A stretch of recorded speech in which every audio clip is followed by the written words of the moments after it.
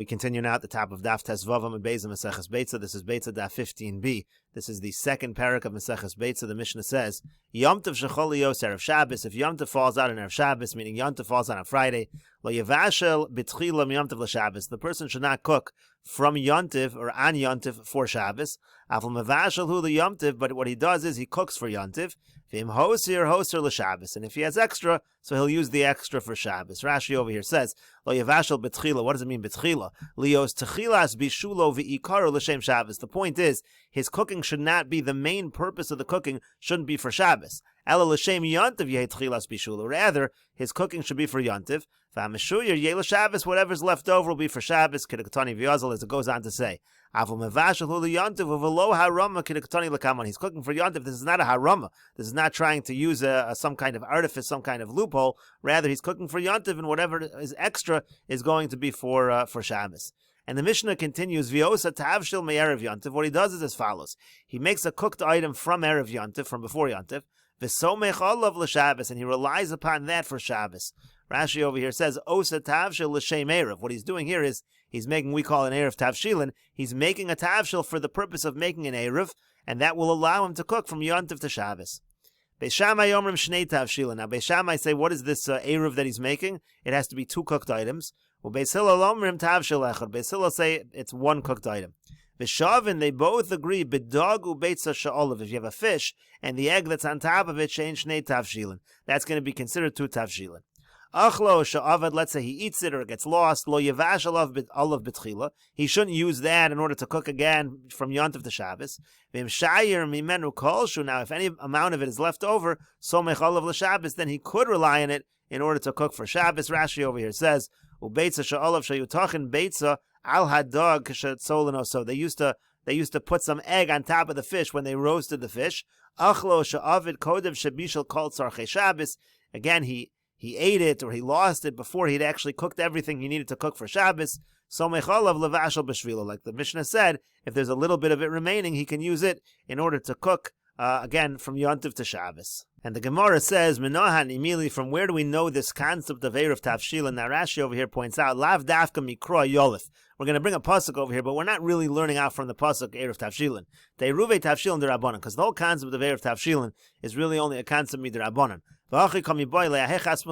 They're just asking, on what pasuk can we lean on to see this concept of Erev Tavshilin?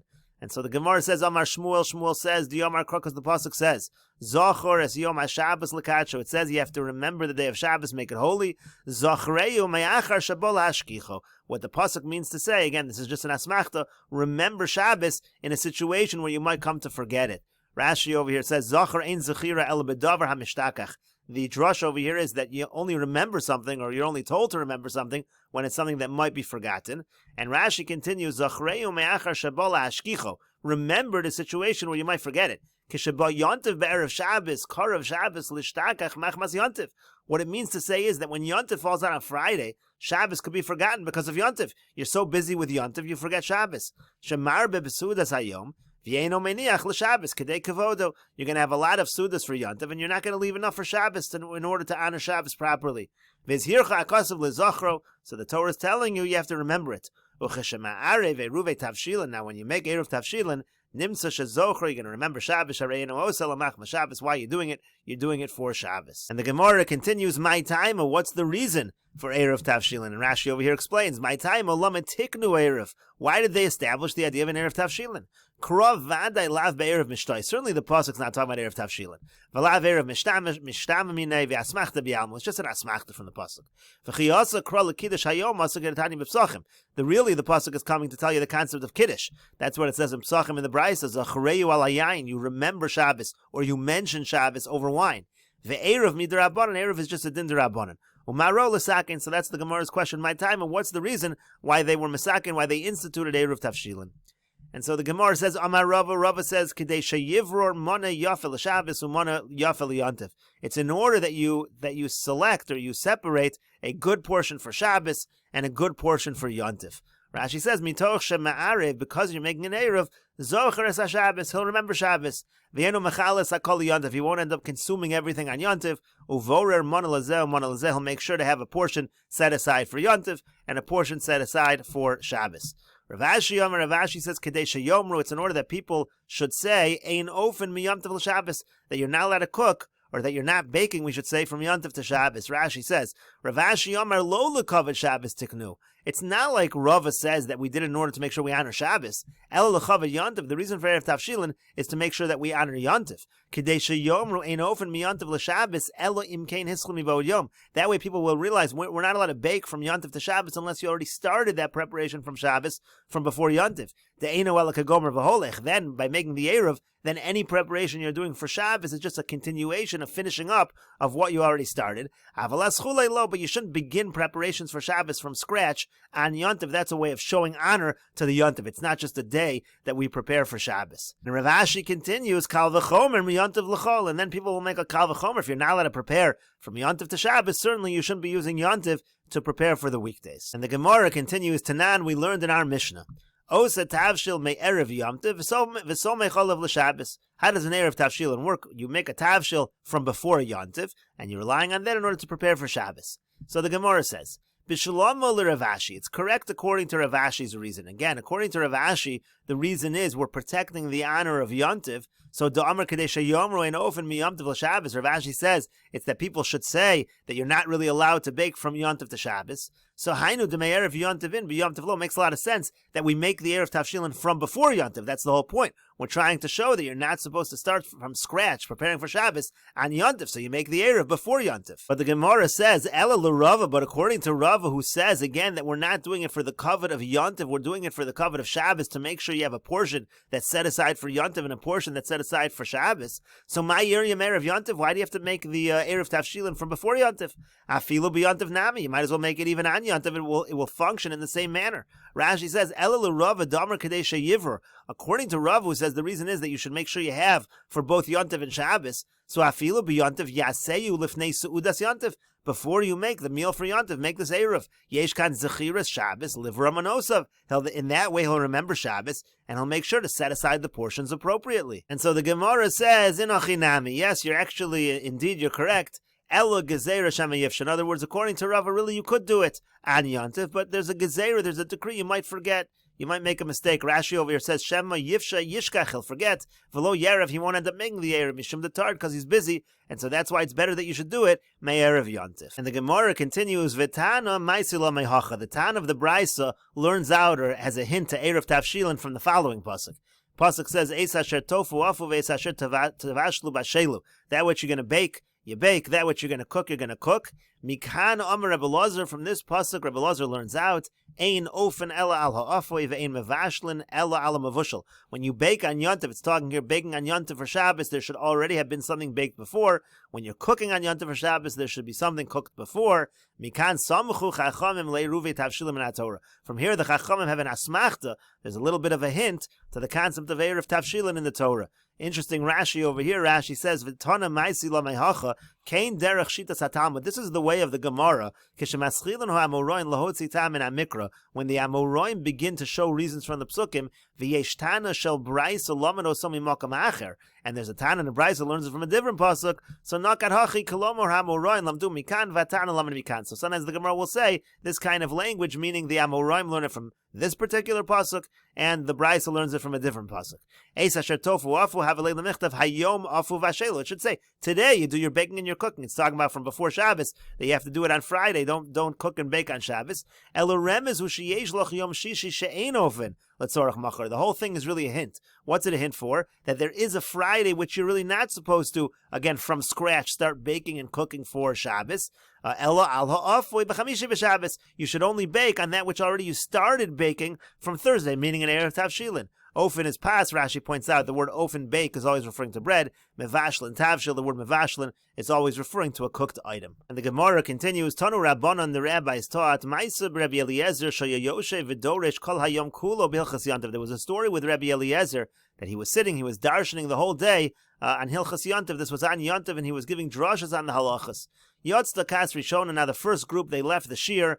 Amar, he said, Halalu Bali Petasin. These people are the Bali Petasin, means to say they have very large barrels of wine, they have a lot of food They're very into eating and drinking, and that's why they're leaving early, because they're not interested in the shir. They want to go eat. Kas Shaniya, then a second group left. Amar, so he said, Halolu Bale Chavios. These are the people who have the Chavios, the barrels. The idea is it's a little smaller than Petasin. They have a lot of wine, just not as much as the first group. They waited a little longer. They're a little bit less interested in the eating and the drinking. Kas Shalisha Amar, the third group left. Amar Halolu Bale Kadin, these are the ones they have the pitchers. Kas Revius, the fourth group left. Amar Halolu Bale Lagin, and again, these are the ones they have, whatever it is, a little, first one's the jugs, then maybe the pitchers, all smaller containers, one from the next. Kas Chamishis Amar Halolu Bale Kosos, the fifth group, these are the ones they have just cups, they don't have much at all. Hischilu Kas Shishis Lotzes, then the sixth group, they began to leave. Amar, he said, Halolu Bale Mara, these are the ones who are going to get cursed. Rashi over here says, Halalu Bali Mora Shaya Beis Medrash Misrok and Mora. At this point, the Beis Medrash was very empty. Ugnai Hadavar, and it was not a nice thing. V'kasha Beinav, it was difficult to him. So his idea was that they're going to get cursed for leaving the Beis Medrash. So Nazan Einov B'Talmid, and now he looked at the students. So Yischilu Paneya Mishtar, and their face started to change colors. They were embarrassed. Amar Lahem, so he said to them, Bonai Lo Lachem Ani Yomer. He said, my children, I'm not talking to you. I'm talking to those other ones, Sheyatzu, the ones that left. Shemenichem Chayei Olam v'Yoskem B'Chayei Shah. They leave Chayei Olam, they leave eternal life of learning Torah, and instead they're dealing with temporary life, eating and drinking. B'Shas Petirasa, now, the time that they actually left, when the shir was over, Amar Lahem, he said to them, L'chu ichlu mashmanim ushasu mamtakim v'shilchu manos le'nachon lo. Go eat good food, drink good drinks, send portions to those who don't have. Ki kadosh hayom la'adonenu, it's a holy day for HaKadosh Baruch Hu, v'al te'atzvu, ki chedvas Hashem himu'uzchem, and don't be sad, the joy of Hashem, that's going to be your strength. And the Gemara continues, Amar Mar, the master said, quoting what we just said previously, Shemanichin chayei olam v'oskin b'chayei shah. So Rabbi Eliezer said that they leave aside eternal life, and instead they deal with temporary life. Gemara says, what are you talking about? V'simchas yontiv mitzvah. What do you mean? Having simchas yontiv, eating and drinking on yontiv, having happiness on yontiv is a mitzvah. How are they leaving chayei olam? Aren't they performing a mitzvah by going to their meals? And the Gemara says, Rabbi Eliezer l'taimeh, Rabbi Eliezer here is following his own opinion. Diyamar simchas yontiv rishos. Rabbi Eliezer happens to hold that simchas yontiv is something that's voluntary. It's not a mitzvah. The Tanya, as we learned in a brayso, Rabbi Eliezer Omer, Rabbi Eliezer says, Ein lo la'adam b'yomtiv elo ochel v'shosa o yoshev v'shona. When it comes to yontiv, a person can choose either eat and drink or sit and learn. Rabbi Yoshua Omer, Rabbi Yoshua says, Chilkeyu, you got to divide the day in half. Chetziu Hashem, half should be for Hashem. The Chetziu Lechem, and half should be for you. Amar Rabbi Yochanan says, going on this brayso, Shneim mikra echad darshu. Both of them, meaning Rabbi Eliezer and Rabbi Yoshua, are darshaning the same pasuk, just in different ways. Pasuk says, Kasav echad omer, one pasuk says, Atzeres la Hashem elokecha, that the yontiv is for Hashem. The Chasav echad omer, Atzeres tia lachem, the other pasuk says, it's a yontiv for you.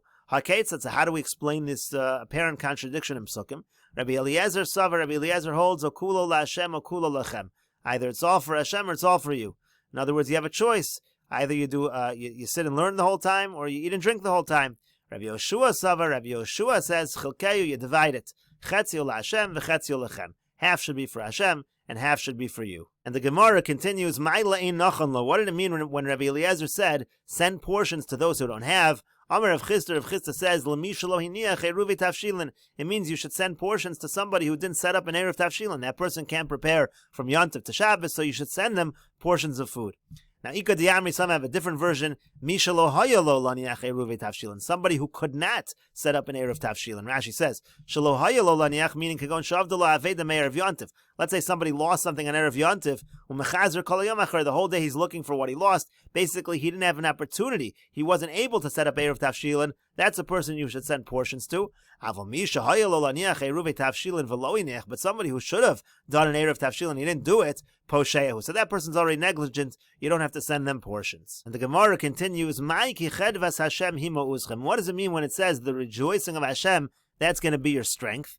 Amar Rabbi Yochanan Mishum Rabbi Eliezer Rabbi Shimon. Rabbi Yochanan says in the name of Rabbi Eliezer Rabbi Shimon, Amar Lohem HaKadosh Baruch Hu Yisrael. HaKadosh Baruch Hu says to Klal Yisrael, B'ni, my children, Lavu Alai V'Kitshu Kedushas Hayom, borrow upon me and sanctify the day, V'haminu, be entrust me, V'ani Porei, and I'll pay you back. Rashi over here explains, Chedvas Hashem Simcha Shatem Osim Bishvil HaKadosh Baruch Hu, the simcha that you're doing on Yontif for the sake of HaKadosh Baruch Hu, Harehi Ma'uzchem Hi Tazur Eschem L'Shalem HaKofosechem. It means to say it's your strength, meaning it's going to assist you to pay back whatever you borrowed. Umalvoseichem Shatilvo Bishvila. Whatever money you borrowed in order to celebrate Yontif properly, HaKadosh Baruch Hu is guaranteeing that HaKadosh Baruch Hu will help to pay back that loan. And the Gemara continues, V'yomer Rabbi Yochanan Mishum Rabbi Eliezer Rabbi Shimon, and Rabbi Yochanan says in the name of Rabbi Eliezer Rabbi Shimon, if somebody wants his property to stay with him, so yita behen eder, he should plant a tree that's called an eder. Shenemar, like it says, adir b'morum Hashem, the might of Hashem in the heavens, inami, or idra kishmei, it's called eder, like its name, like people say, my idra, why is the tree called the eder tree? The kaima dori dori, it lasts generation. The word eder comes from the word door for generations. Rashi here explains what's going on. What does this tree have to do with the fact that he's going to keep his property? This tree will prevent people from coming and stealing the guy's fields. How so? The eder was an important tree. It was an expensive tree. It has a name. Somebody who has such a tree, everybody knows about it. Everyone says, oh, so-and-so has an eder tree in his field. Now, because he planted that tree, everybody knows he owns that field. So if he goes far away, somebody else comes, tries to take the field, he's going to have plenty of witnesses that it's his field. And if he sold the field, everyone would know about it. Everyone's going to know who bought it from him. So that's why it's a way of keeping your property. That's the idea. Shenemer adir b'morum. It says adir b'morum. So we're darshaning. Kilomer she'eder lashon kiyum v'chozek. The idea is adir. It means like might. So the eder tree, it's something that's strong. It keeps your property. Well, l'kach nikra eder. That's why it's called eder. Or kishmei, or it's called eder, like the name, meaning kishmo shemefarshim. But it's the way that people explain the name. How do they explain the name? They say it comes from the word dor, ladori dori. It's a tree that lasts for generation and generations. And the Gemara continues, Tanya nami hachi. We have a brisa like this as well. Sadesh yesh ba eder eino nigzeles ve'eino nechmeses. If you have a field that has this eder tree, it's not going to be stolen. It's not going to be taken away, as we just said. Upeiroseh mishtamrin. And also, the fruits of such a field are going to be protected. Rashi over here says, Upeiroseh mishtamrin lo yadana mahi. First Rashi says, don't know exactly why the eder tree protects the fruits of the field. Yesh mefarshim, some people say, shenotim oso al hagvulim, v'yesh lo anafim harbe, v'hu l'sodeh l'geder. So some people say it has a lot of branches, you plant it around the field and it becomes like a fence. Rashi says he thinks the pshat is it's a kind of grass where the seeds, they mix with the fruits. We're talking about a field where you're planting crops. Somehow or another, this particular seed, it makes the worms and the other bugs go away. That's the smell of it. It deters these animals from coming and ruining the field. V'hargon, it kills them. That's what it says. That it protects the grain. So that's another possible explanation of what's going on over here with the eder tree, why it protects the fruits. And the Gemara continues, Tani Rav Tachlifa Achud Rav Noicho Zoh. Rav Tachlifa, the brother of Rav Noicho Zoh, he taught as follows, and we'll continue with this discussion in the next video on Daf Tezayin Amud Aleph.